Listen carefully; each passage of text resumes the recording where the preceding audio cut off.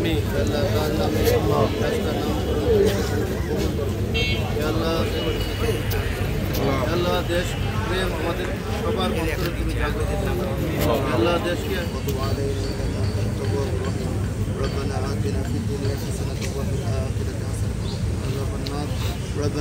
সরকারি আজিজুল হক কলেজের ভূগোল ও পরিবেশ বিজ্ঞান বিভাগের আমাদের এক বড় ভাই জুলাই গণঅভ্যুত্থানে শহীদ হয়েছেন, তার নামে এই সড়কের নামকরণ করা হয়েছে। এজন্য কৃতজ্ঞতা প্রকাশ করছি আমি কলেজ প্রশাসনের কাছে। আমাদের এটা সাধারণ শিক্ষার্থীদের একটা দাবি ছিল যে আমাদের শহীদ ভাইয়ের নামে কোনো একটা ভবন কিংবা কোনো একটা রাস্তা হোক, সেটার রাস্তা নামকরণ করে আজকে উন্মোচন করা হলো। এজন্য কলেজ প্রশাসনকে আবারও ধন্যবাদ জানাচ্ছি। বসুন্ধরা ট্যাবলেট এখন আরও উন্নত। এই হট এয়ার থ্রো টপশিট দ্রুত শোষণ করে সোনামণিকে দেয় কোমল অনুভূতি। আমাদের দ্বিতীয় স্বাধীনতা বা গণ অভ্যুত্থানের প্রথম বার্ষিকী পালন করতে যাচ্ছি আমরা।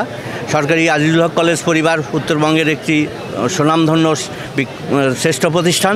এই প্রতিষ্ঠানের সরকারি দায়িত্ব হিসাবে আমরা এই আজকে শহীদ সেলিমের নাম ফলক উন্মোচন করলাম।